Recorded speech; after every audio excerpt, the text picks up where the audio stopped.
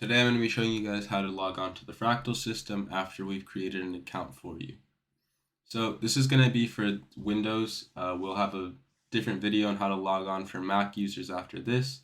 But for everyone on Windows, come on down here to the bottom left where it says type here to search. Type in MSTSC right here. Click open. Then when you get to this point, you're going to put in that list of numbers I sent you for this computer here. Click connect. And then you're going to put in your username and password.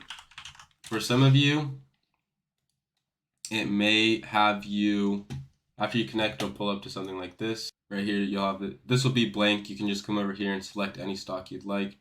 And then for some of you, if it's logging on for the first time, you may come up to a screen that looks exactly like a normal Windows login. From there, you'll just put in the username and password if you didn't already previously put that in.